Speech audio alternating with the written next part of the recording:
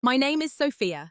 I'm 36 years old, and until recently, I would have described myself as a patient woman. The kind people rely on. The kind who keeps things moving quietly behind the scenes. I live just outside Chicago. I'm a financial compliance analyst by profession, detail-oriented, methodical, the person who reads the fine print everyone else skips.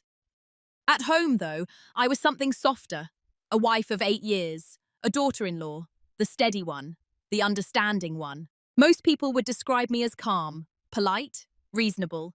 My husband used to say I was low maintenance, and he meant it as a compliment. His mother used to say I was so easy. She meant it as relief. I learned early in my marriage that being easy often means being invisible. This story isn't dramatic in the way people expect. There were no screaming matches, no shattered plates, no slammed doors. My husband didn't cheat on me. He didn't gamble away our savings. He didn't disappear in the middle of the night. What he did was quieter. My husband chose his mother over me. I made him choose publicly. And I didn't do it through rage. I did it with one question. At Thanksgiving dinner, I asked the one question he couldn't dodge. But to understand why that moment mattered, you need to understand who I was before it. You need to understand how small compromises accumulate. How dismissals, when repeated gently enough, start to feel normal. How loyalty can be weaponized without anyone ever raising their voice. For years, I told myself I was being mature. That family harmony required flexibility, that marriage meant compromise. I thought strength looked like endurance. I was wrong. This isn't a revenge story. I didn't humiliate anyone. I didn't expose secrets. I didn't orchestrate a scene for applause. What I did was much simpler and much harder. I stopped protecting him from the consequences of his own choices. And when the moment finally came, I didn't accuse. I didn't attack. I didn't cry. I just asked a question in front of everyone he'd been trying to please. This story is about quiet dominance, about understanding the power of timing, about what happens when a woman who has been underestimated for years decides to stop absorbing impact. It's also about grief. Because sometimes the hardest part isn't losing a marriage, it's realizing you were never fully chosen inside it. If you've ever felt like the reasonable one, the one who bends first, the one who keeps the peace while slowly disappearing, I want to ask you something gently. At what point does patience stop being love and start being self-erasure? To my husband Daniel, I was the steady one. He said it often enough that it became a kind of identity badge. When his job got stressful, I steadied him. When his mother criticized something about our home, our curtains, our holiday plans, the way I seasoned turkey, I steadied the mood. When extended family debates grew tense, I poured wine and redirected the conversation. Steady, reliable, not dramatic. To his mother Margaret, I was such a relief. She'd say it with a tight smile. Daniel always needed someone calm. He's sensitive.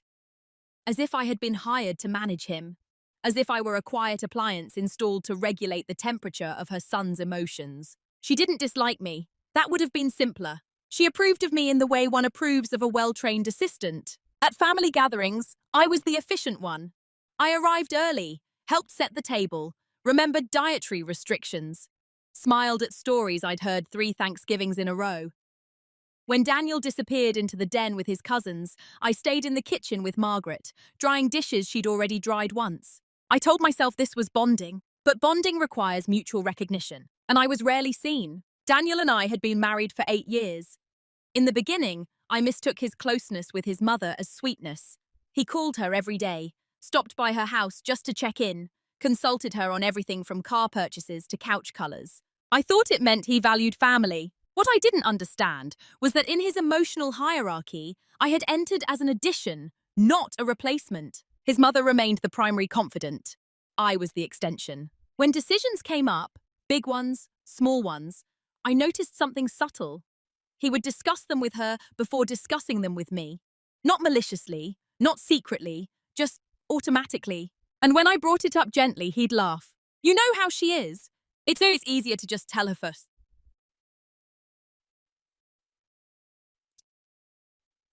Easier. That word lingered longer than he realized. To the outside world, we looked stable. We hosted dinner parties. We traveled once a year. We had joint savings accounts and coordinated calendars. No one would have described our marriage as troubled, because nothing was explosive. I wasn't shouted over. I wasn't insulted outright. I wasn't betrayed in ways people could point to. I was simply deprioritized. And because it happened in small, socially acceptable ways, I convinced myself it wasn't worth fighting over. At family dinners, if Margaret suggested a change to our plans, Daniel would look at me, not to consult, but to confirm compliance. A glance that said, "You're flexible, right?" And I would nod, because I was. Because I believed maturity meant accommodation. Because somewhere deep inside, I was afraid that if I insisted too strongly, I would become difficult. And difficult women are rarely chosen. The truth is, I wasn't weak. I was observant. I noticed every shift in tone. Every time, my opinion was rephrased as a suggestion instead of a decision. Every time Daniel said, "Mum just worries," as if her worry outranked my partnership. But I stored those moments quietly. In my leather planner, I tracked bills and appointments. In my mind, I tracked patterns. At the time, though, I still thought I was playing the long game of harmony. I didn't yet realize I had been cast in a role I never auditioned for. The reasonable wife, the supportive daughter-in-law, the woman who would understand. And the most dangerous part? I was very, very good at it. The first real cut didn't look like a wound. It looked like a cancelled reservation. It was our third wedding anniversary. Nothing extravagant, just dinner at a small Italian place downtown that we both loved. I had made the reservation a week in advance. I even left work early to go home and change. I remember standing in front of the mirror, adjusting a navy dress Daniel once said made me look dangerously elegant. I smiled at that memory. At 4:12 p.m., he called. "Hey," he said, voice already tight. "Mum's not feeling great. She's been dizzy all day." I paused. "Is she okay?" Yeah. I mean, she says it's probably nothing. But she's alone." There it was, the invisible request. I waited. "So I'm going to swing by her place for a bit, just to check in." "For how long?" I asked carefully. "Not long, an hour.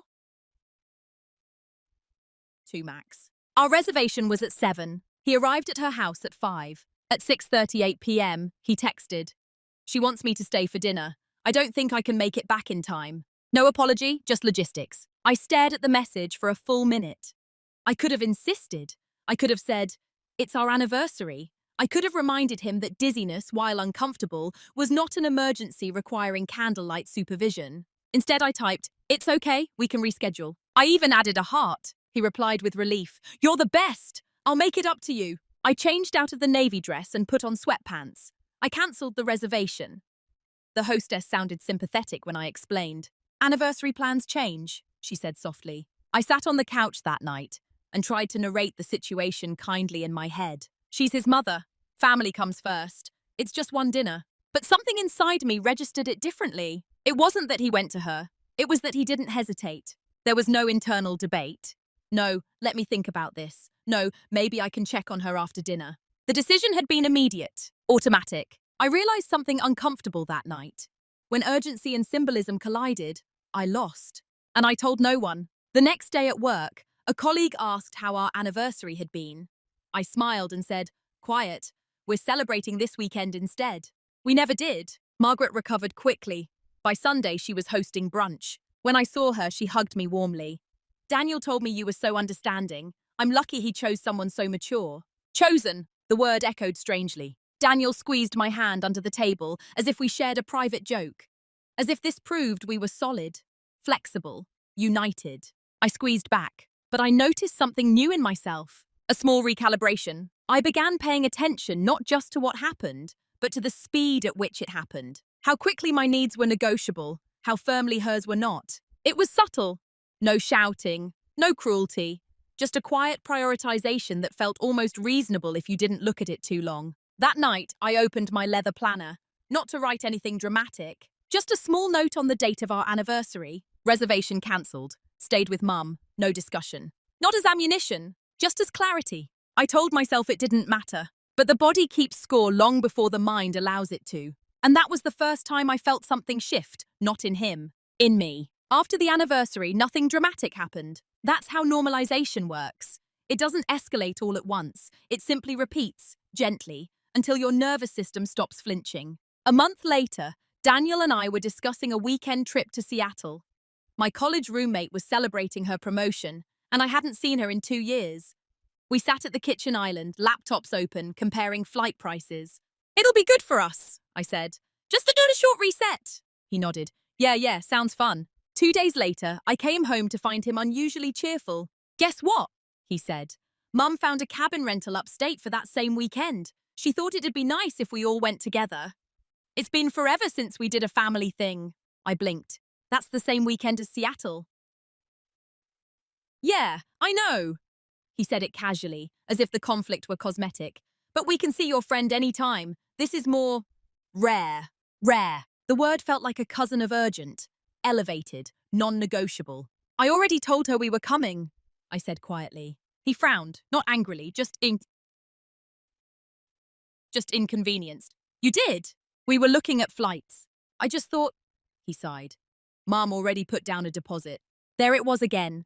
The decision had advanced without me. You committed before we decided? I asked. It's just easier, he said. If we hesitate, she overthinks. If we hesitate. Not if I hesitate. I remember the exact sensation in my chest.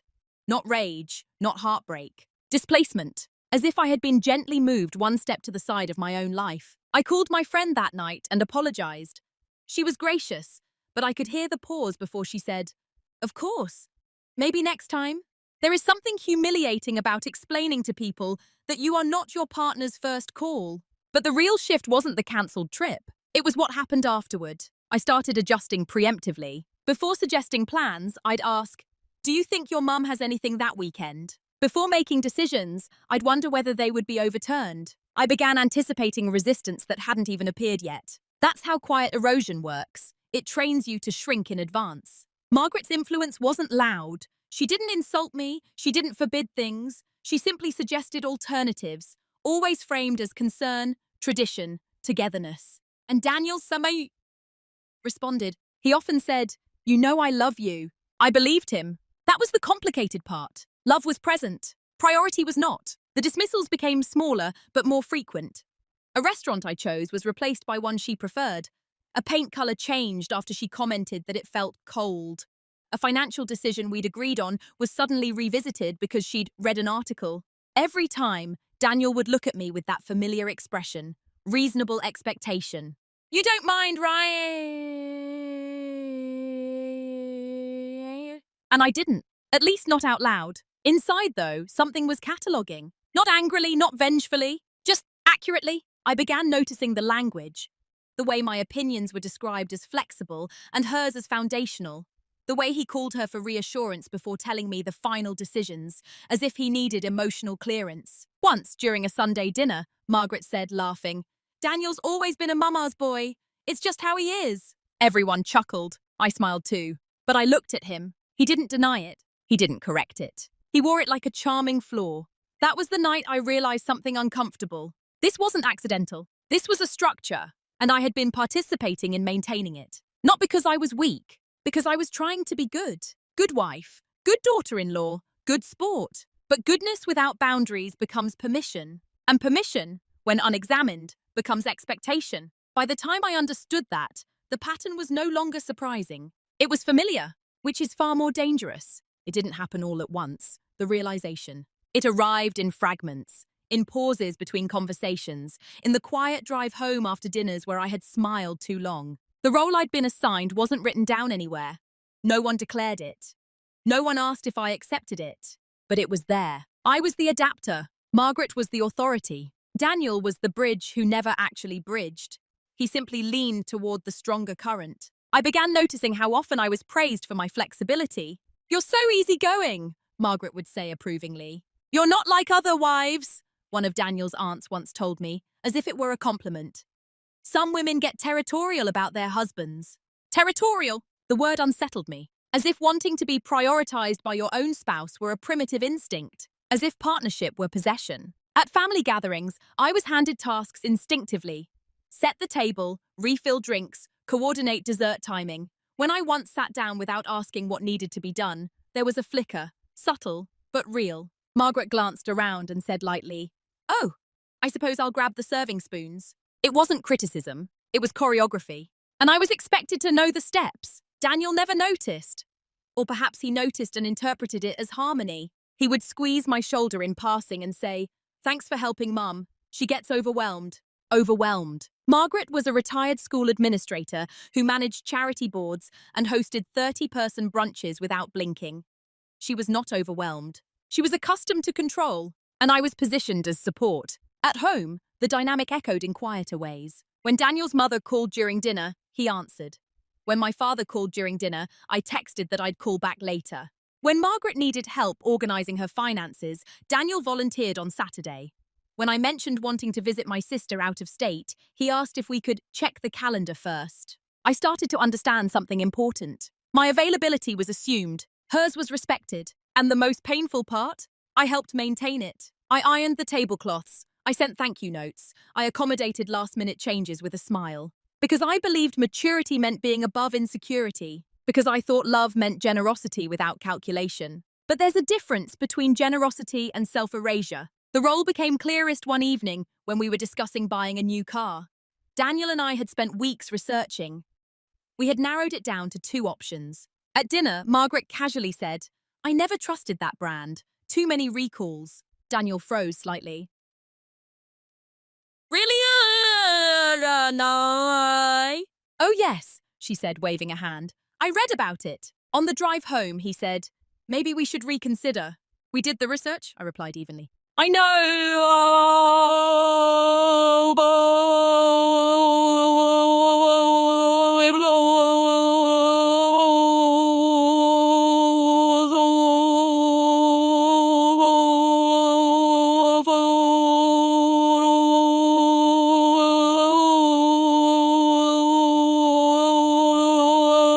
If she's uncomfortable," I repeated. "It just feels off if she's worried." There it was. The hierarchy is clean and visible. Her discomfort outweighed our data. I didn't argue, not because I agreed, but because I was suddenly tired of presenting evidence in a system that didn't operate on logic. That night, I lay awake and asked myself a question I had been avoiding. If I were removed from this equation, what would change? The answer came quickly. Very little. Meals would still happen. Decisions would still be filtered through Margaret. The emotional orbit would remain intact. I was not central. I was supplementary. And for the first time, that realization didn't make me sad. It made it clear. There is a moment when invisibility stops feeling like humility and starts feeling like a contract you never signed. That was the moment I understood my assigned role. Reliable, useful, quiet, replaceable. And once you see the structure, you can't unsee it. You either continue performing or you begin slowly to step out of frame. The shift didn't come during an argument. It didn't come during a cancelled plan or a passive comment. It came on an ordinary Tuesday. I was working from home that day. Spreadsheets open, coffee half finished. The house is quiet except for the low hum of the dishwasher. Daniel had left early for a meeting, kissing my forehead on the way out. "Mum might stop by later," he'd said casually. "She needs to drop off some documents." Not ask, not check. Inform. I nodded. Of course. Around noon, Margaret arrived. She let herself in with the spare key we had given her when we first moved in. Back when I still believed proximity meant closeness. She greeted me warmly, as always. "Oh, sweetheart, don't get up. I'll just grab the papers from Daniel's office." Daniel's office? It used to be ours, a shared workspace, until gradually it became his domain, and by extension, hers. I tried to return to my work, but something made me stand. I walked down the hallway quietly and paused near the office door. It was half open. Margaret was inside, not just grabbing papers. She was reorganizing, moving folders, straightening stacks, opening drawers. At one point, she picked up a framed photo from our honeymoon, Daniel and me standing barefoot on a beach in Oregon, and tilted it slightly, studying it. Then she set it down and replaced it with a family portrait from years before I entered the picture. I stood there unseen, and for the first time I didn't feel hurt. I felt outside of it, not rejected, not angry, just separate, as if I were observing a system functioning exactly as designed. Margaret wasn't malicious. She wasn't plotting. She genuinely believed she belonged there. And Daniel had built a life where that belief made sense. When she left, she kissed my cheek. "You're so good for him," she said. "He needs someone steady." I smiled, but something inside me had gone still. Later that evening, Daniel came home cheerful. "Mum said she stopped by. Thanks for letting her in." "She didn't need me to," I replied. He laughed lightly. "Right." I studied his face as he spoke. The comfort, the ease, the absence of awareness. And in that quiet moment, I understood something I had been resisting. I was not competing with his mother. I was operating in a different category. She was original, history, authority. I was partnership, conditional, negotiable, and expected to adapt. And suddenly, instead of trying to fight for position, I asked myself a different question. What if I stopped adapting? Not dramatically, not vindictively, just stopped cushioning at every imbalance. That night, I opened my leather planner again. But this time, I didn't write about what had happened. I wrote a single sentence. Observe, don't react. It wasn't a threat. It was a strategy. For years, I had been responding immediately, soothing, adjusting, accommodating. What if I paused instead? What if silence became deliberate instead of automatic? The shift wasn't visible. No one would have noticed it from the outside. Dinner was still made. Conversations were still polite. Holidays were still attended. But inside, something fundamental had recalibrated. I stopped trying to win approval. I stopped preemptively explaining myself. I stopped volunteering for flexibility. And in that stillness, I began to see more clearly than ever. When you stop scrambling to maintain balance, you can finally study the scale. That Tuesday wasn't dramatic, but it was the day I stopped being unconscious inside my own marriage. And once consciousness arrives, performance becomes optional. The first time I didn't cushion a moment, Daniel noticed. Not consciously, but his body did. It happened over something small. It's always something small. Margaret had invited us to Sunday dinner. Again. We had already seen her twice that week, but I didn't comment. Daniel mentioned it while scrolling through his phone. Mum's making roast. She asked if we're free. In the past, I would have checked our calendar immediately.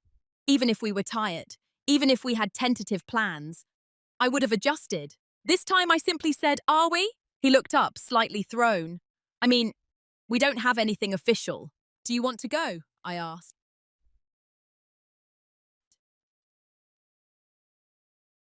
Another pause. "Yeah, I think so." "Okay," I replied, and went back to my book. No enthusiasm, no resistance, no emotional labor, just neutrality. At dinner, Margaret mentioned an upcoming charity gala and suggested we attend together. Before, I would have jumped in, asking about dates, tickets, logistics. This time, I sipped my water and let the silence sit. Margaret looked at Daniel. Daniel looked at me. I smiled softly. "You two can figure that out." It was subtle, almost invisible, but the air shifted. They were accustomed to my absorbing planning energy. To me, smoothing transitions. To me, affirming decisions. When I stopped filling the space, they had to, and they didn't like the echo. Over the next few weeks, I practiced restraint. When Daniel said, "Mom thinks we should refinance," I responded, "If that's what you both think is best, let me know what you decide." When Margaret rearranged a cabinet during a visit, I didn't fix it afterward. I left it exactly as she preferred. When plans changed last minute, I didn't reassure anyone that it was fine. I just adjusted quietly and stopped performing contentment. It wasn't coldness. It was clarity. Daniel began asking more direct questions. "Are you okay?" "Yes," I'd say calmly. "You seem distant." "I'm listening," I'd reply. And I was. I was listening to the tone, to assumptions, to patterns repeating without my participation. Silence, when intentional, has weight. They interpreted it as a mood at first, then as stress. Daniel suggested we take a weekend away, just the two of us. "Where would you like to go?" he asked. It was the first time in months he'd framed a plan around my preference without external influence. I noticed. "I'm not sure," I said gently.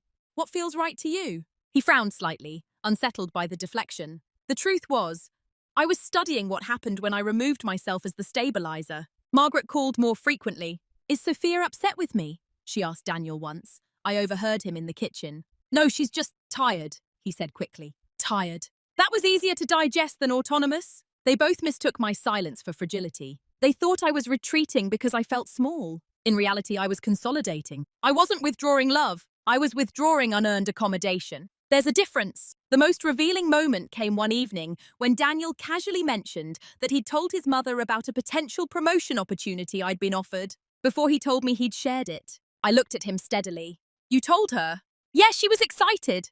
I hadn't decided yet." He blinked. I didn't think it was a big deal. I held his gaze, not angry, not sharp. "Not to you." That was it. No lecture, no accusation, just a mirror. He looked unsettled in a way I hadn't seen before, because for the first time, I wasn't smoothing the discomfort. I was letting him feel it. Silence stopped being compliance. It became a boundary without announcement. And the more I withheld automatic reassurance, the clearer the imbalance became. Not just to me, to him. They thought I was growing quiet because I was weakening. But what they didn't understand.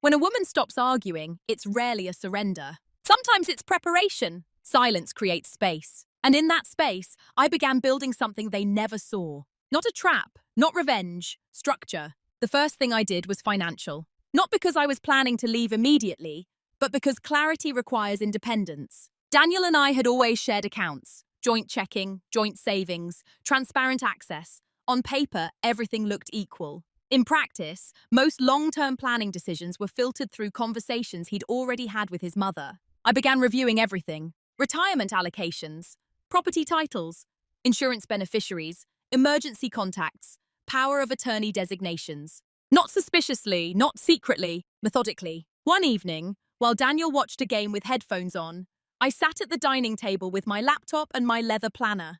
I realized something important. Margaret was listed as Daniel's secondary emergency contact. I was primary, but in several older documents, ones we'd never updated after marriage, she was still listed as beneficiary. Not malicious, just unchanged. That word again. I didn't confront him. I made copies. Then I scheduled a consultation with an estate attorney during my lunch break the following week. Not to file anything dramatic. To understand. The attorney, a calm woman in her 40s, asked other simple questions. Do you feel financially secure within your marriage? Yes, I said honestly, honestly. Do you feel prioritized?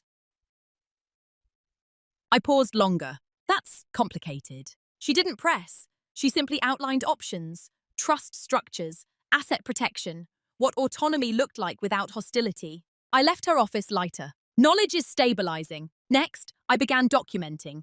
Not incidents in an emotional sense, but decisions. Who initiated them? Who influenced them? Who adjusted? Patterns became undeniable when written down. Over 3 months, I noticed there was something consistent. When Daniel made decisions independently, he defaulted to his mother's preferences. When I expressed preferences, he framed them as negotiable. Not because he didn't love me, because he had never emotionally separated. That realization changed everything. This wasn't about cruelty. It was about allegiance. And allegiance, when unexamined, always reveals itself under pressure. I also started strengthening my own network. I reconnected with my college roommate, the Seattle trip one. I accepted the promotion opportunity I had hesitated over. It required occasional travel. Margaret wasn't thrilled. Won't that make things harder for Daniel? She asked over dinner. Daniel looked at me, waiting.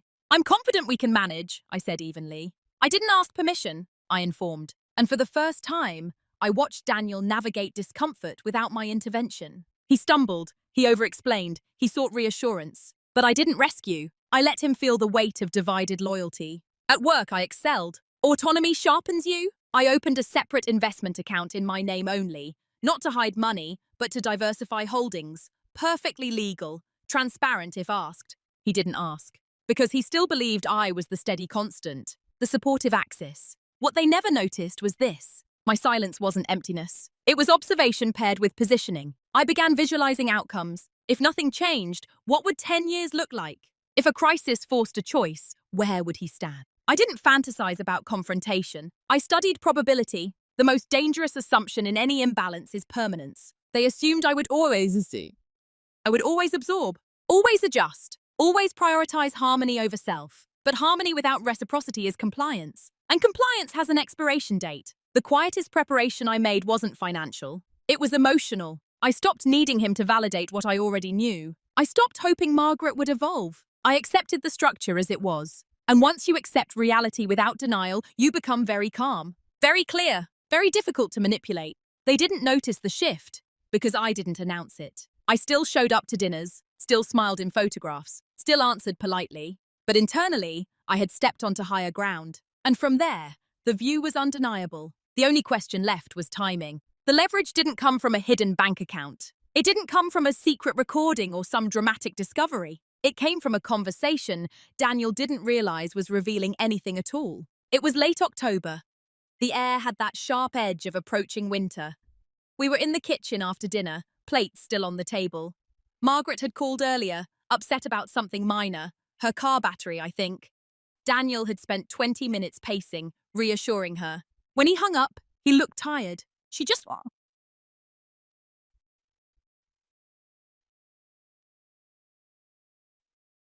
He said, almost defensively, me. So, I know. I replied. He hesitated, then added, she says she feels like she's losing me. I didn't react. Losing you? I asked calmly. Yeah, with your promotion, the travel. She thinks we're pulling away. We, not me. We. I folded my napkin slowly. And what do you think? I asked. He ran a hand through his hair. I think she's scared.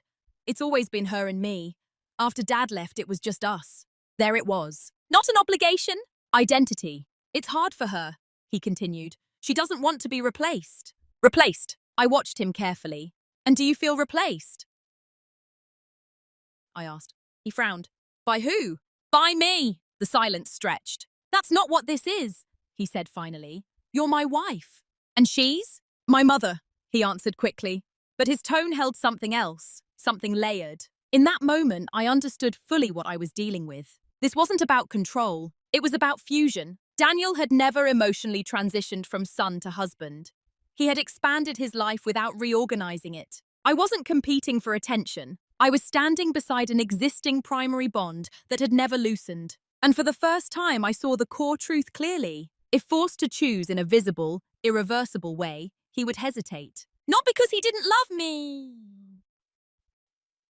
but because separation from her would feel like betrayal. That was the leverage, not a threat, not blackmail, certainty. I realized something else too, something sharper. Margaret believed I would never create a scenario where he had to choose publicly. She relied on my discretion, on my maturity, on my reluctance to cause discomfort. She believed I would always protect the illusion of balance. Daniel believed it too. That was the quiet reveal. The power dynamic wasn't maintained through dominance. It was maintained through my silence. And I suddenly understood that if I ever withdrew that protection, if I ever asked a question in a room where neutrality wasn't possible, the entire structure would tremble. Not explode, tremble. And tremors reveal foundations. I didn't feel triumphant. I felt calm, because clarity eliminates desperation. I stopped wondering whether I was imagining things. I stopped doubting my perception. I accepted that Daniel's loyalty was split, not maliciously, but structurally. And structures don't shift from pleading.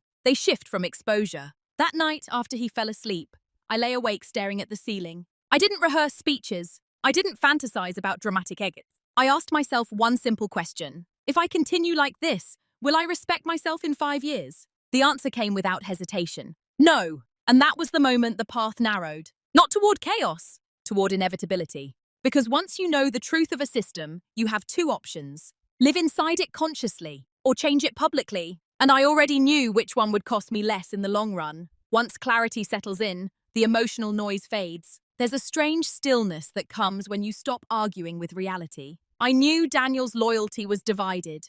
I knew Margaret believed her place was permanent. And I knew I had been the silent stabilizer holding the illusion together. The only remaining question was, what was I going to do about it? I considered my options carefully. Option 1, continue as we were. Stay calm, stay accommodating, accept that I would always be the negotiable priority, build a parallel life of professional fulfillment and quiet emotional detachment. Many women choose this. It's not a weakness, it's a strategy.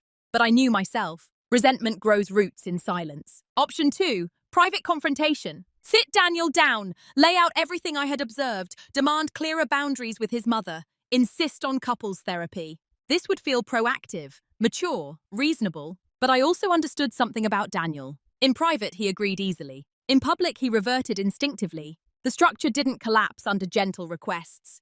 It adapted and reabsorbed them. Option 3, withdrawal. Separate finances more aggressively. Create distance. Prepare for eventual departure without announcement. Clean, efficient, quiet. But that path would mean leaving without ever naming the truth out loud. And I wasn't interested in disappearing. Then there was the irreversible option. Not explosive, not cruel. Irreversible because it required visibility. Thanksgiving was approaching. Margaret's favorite holiday. Her house, her table, her traditions. The extended family gathered from 3 states away.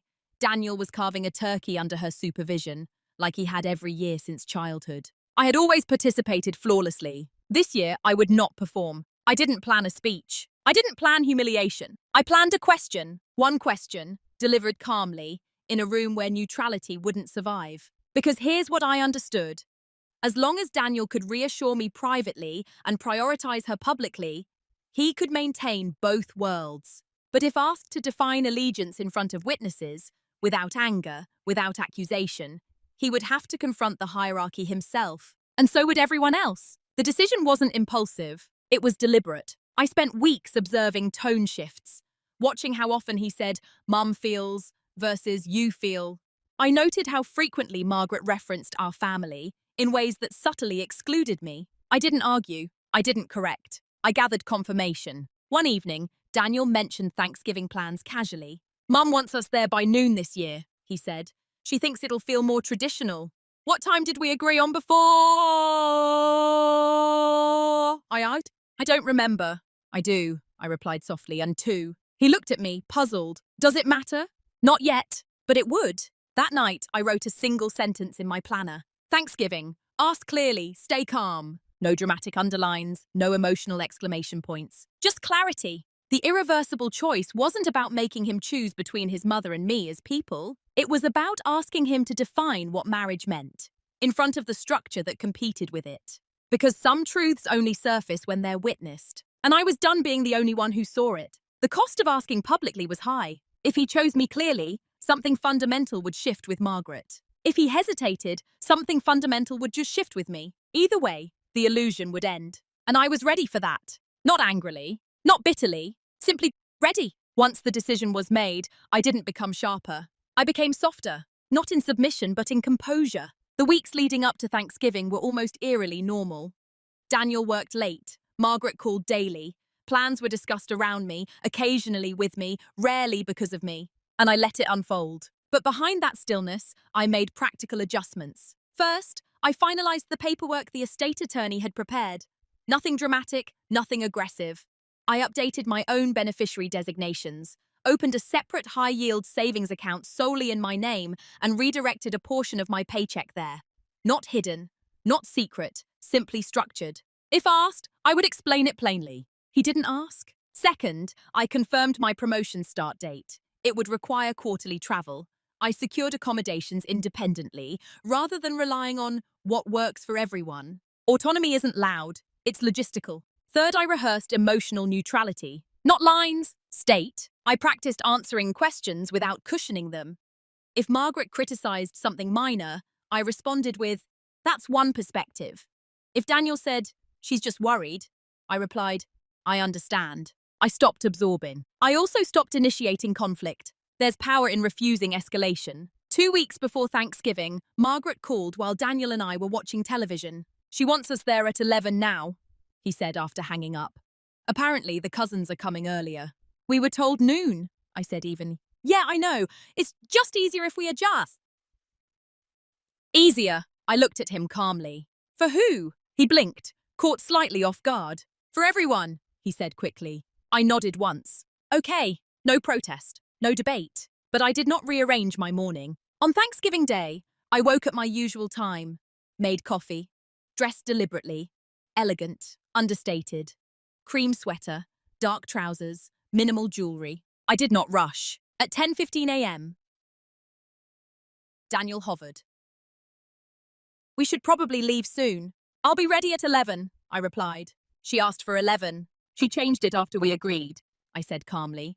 "I'll be ready at 11. He stared at me for a moment, unsure whether this was defiance. It wasn't. It was consistency. We arrived at 11:32. Margaret greeted us with tight cheerfulness. "Oh, I was beginning to worry." "We came as planned," I said gently. Her smile faltered for half a second. Small tremor. Inside the house, the usual choreography unfolded. Cousins laughing, football on television. The scent of rosemary and butter is in the air. I participated politely. I helped set dishes on the table, but only when asked directly. I didn't anticipate needs. I didn't fill the silences. I observed. Daniel seemed slightly tense, as if sensing something subtle but unnamed. Margaret compensated by being overly gracious. "Doesn't Sophia look lovely?" she said to an aunt. "She's been so busy with work lately." I smiled. Yes, I replied, I have. No apology for it. No self-deprecation. Just a fact. Dinner was served, plates filled, conversations overlapping. I waited. Not for drama, for alignment. Because timing matters. If you speak too early, it sounds react.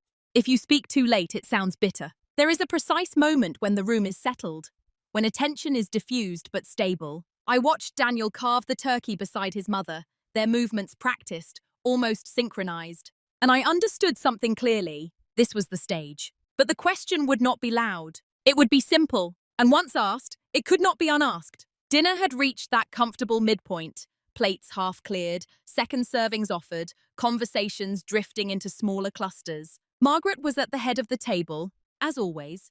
Daniel to her right. I sat to his right. A familiar formation. Someone asked Daniel about my promotion. Oh, yes, Margaret chimed in before he could answer. It's going to keep her very busy. We'll just have to adjust. Won't we, Daniel? We? He nodded automatically. Yeah, we'll figure it out. I placed my fork down gently. This was the moment, not because of the comment itself, but because of the framing. My career is a shared inconvenience. I looked at Daniel, not Margaret. Can I ask you something? I said, voice calm, steady enough that it didn't cut through the room, but it carried. He glanced at me, slightly surprised by the timing. Sure, I held his eyes. When decisions about our life come up, big ones, who do you believe should have the final say? The table quieted subtly. Not dramatically, just enough. Daniel blinked. What do you mean? I mean, I continued evenly, when there's tension between what your mother prefers and what I prefer as your wife, who is your primary partner? No accusation, no raised tone, just clarity. A cousin shifted in his seat. An aunt looked down at her plate. Margaret's smile thinned. Daniel swallowed lightly. Sophia, this isn't really... It's a simple question, I said softly, and I'd like to hear your answer. The air changed. Not explosive, but exposed. For years, the structure had operated under polite ambiguity. Everyone knew the dynamic. No one named it. Now it was named and witnessed. Daniel looked at his mother instinctively. That reflex alone was answer enough, but I waited. He cleared his throat. You're my wife? It sounded rehearsed. Then say it clearly, I replied, still calm. In this room, Margaret inhaled sharply. This feels unnecessary. I didn't look at her. I'm not asking you, I said gently. Daniel's jaw tightened. He wasn't angry. He was cornered, not by aggression, but by definition. My marriage comes first, he said finally. Not loudly, but audibly. There it was. A sentence that had never before been spoken in that house. Margaret's posture shifted. Not collapsed, just recalibrated. She forced a small laugh. Well, of course it does. That's obvious. But it hadn't been. That was the point. I nodded once. Thank you. And then I picked up my fork and resumed eating. No lecture, no victory, no elaboration. The conversation at the table restarted cautiously, like a car engine turning over after stalling. But something fundamental had moved. Daniel was quieter for the rest of dinner. Margaret overcompensated with hospitality. The cousins avoided eye contact. On the drive home, silence filled the car. Finally, Daniel exhaled. Why did you do that? He asked. I asked a question, I replied. You embarrassed her. I asked you. He gripped the steering wheel tighter. You could have brought that up privately.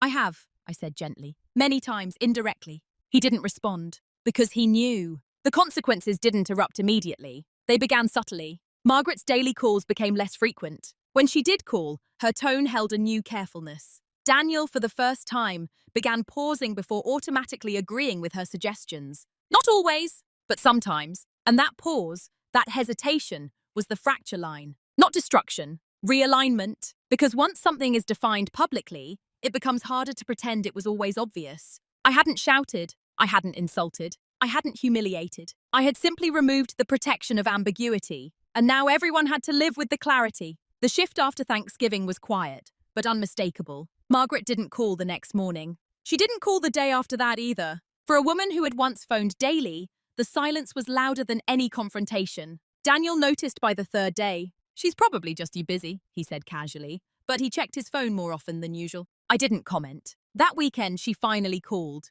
He stepped into the bedroom to answer. The door wasn't fully closed. I just felt blindsided, she was saying. Her voice wasn't angry. It was wounded. In my own home, Daniel sighed.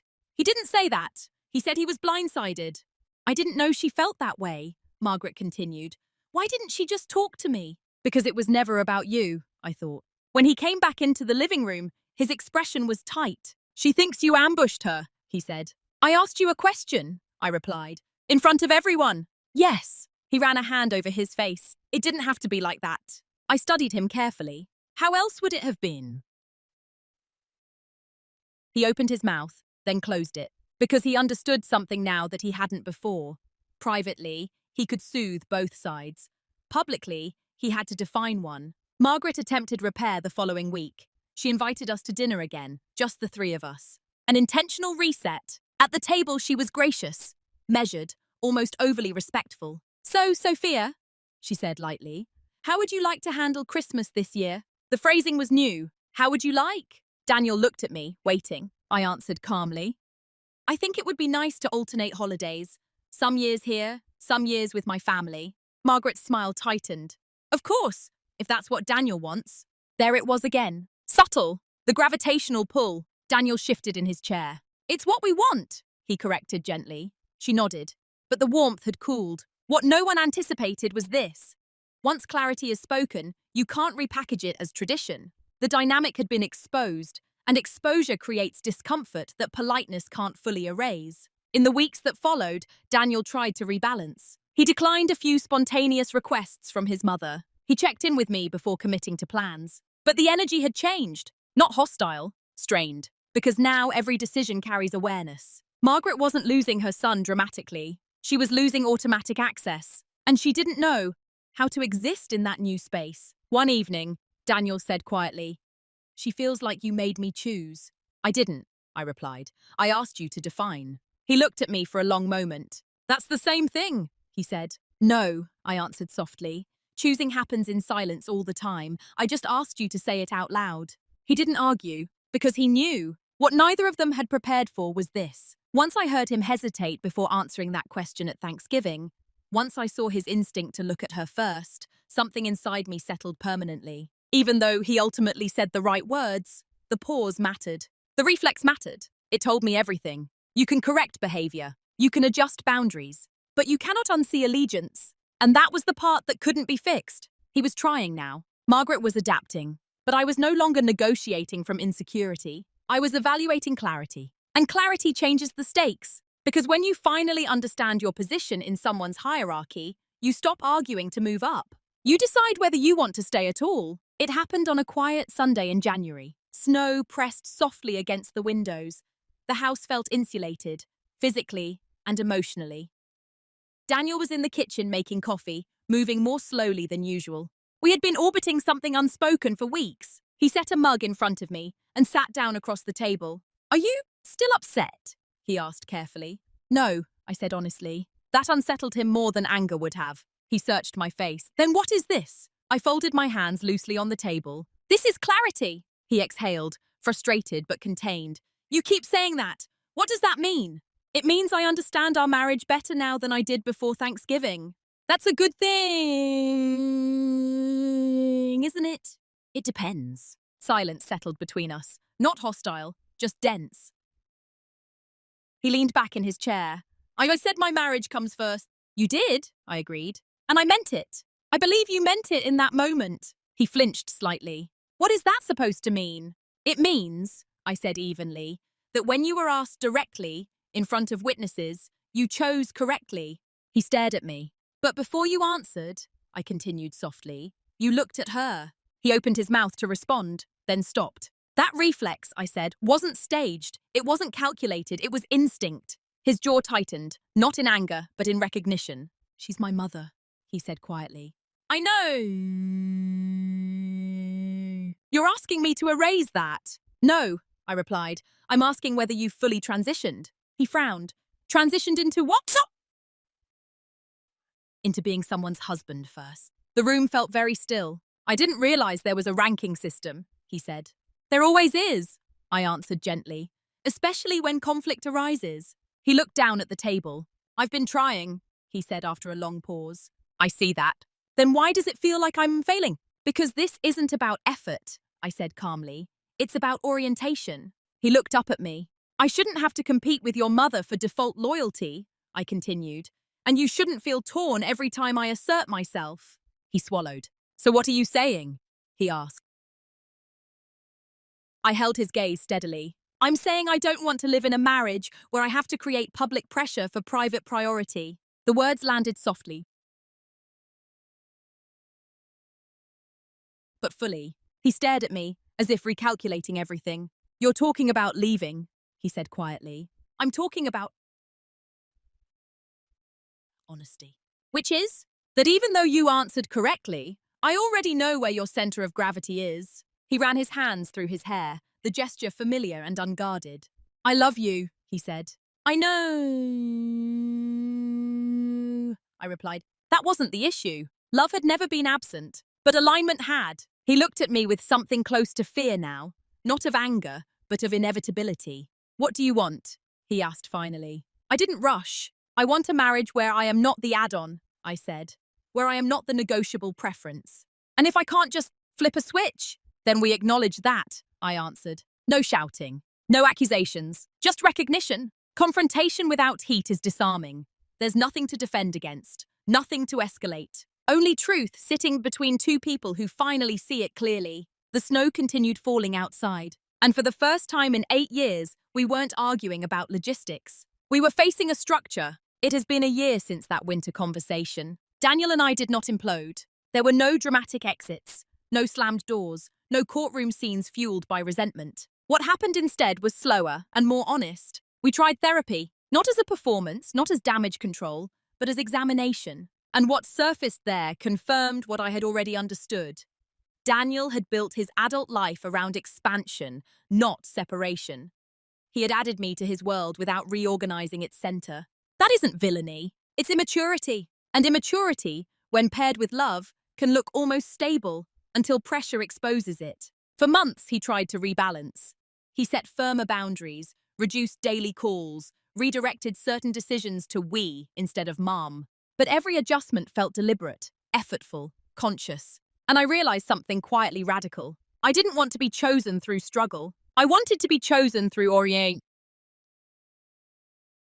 I didn't want to be the beneficiary of willpower. I wanted to be the default. So we made a decision that surprised people, not because it was explosive, but because it was calm. We separated, not in anger, in clarity. There was no public fallout.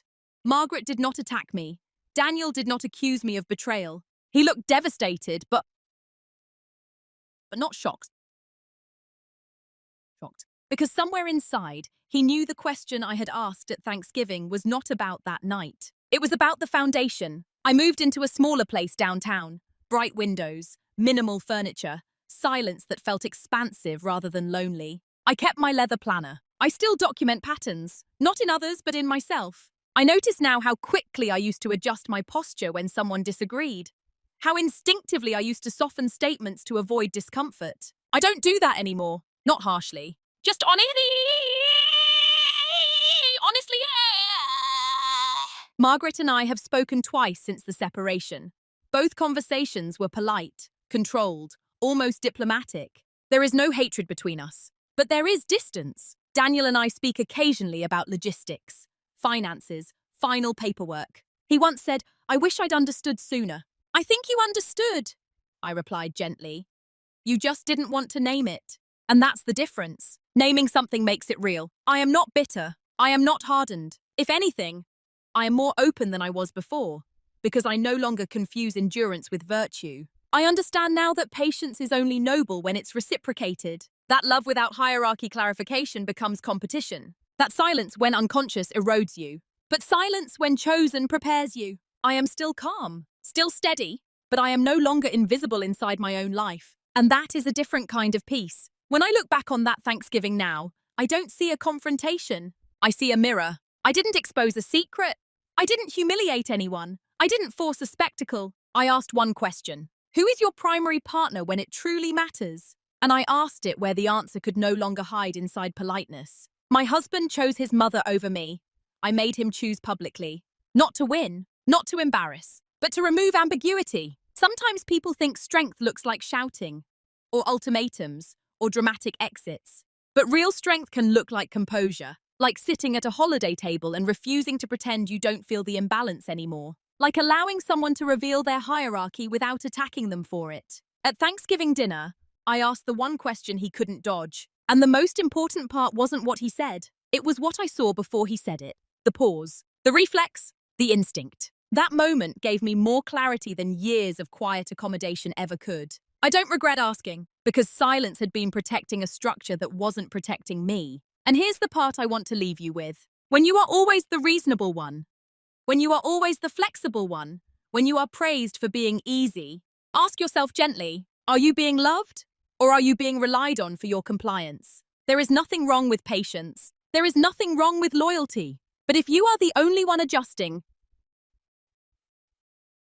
that isn't harmony.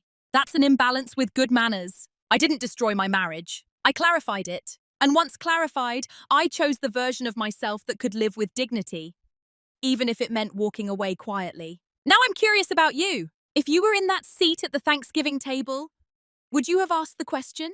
Or would you have stayed silent? Cảm ơn bạn đã lắng nghe câu chuyện vừa rồi. Đừng quên like, share và bấm chuông để không bỏ lỡ câu chuyện mới nhất. Hẹn gặp lại.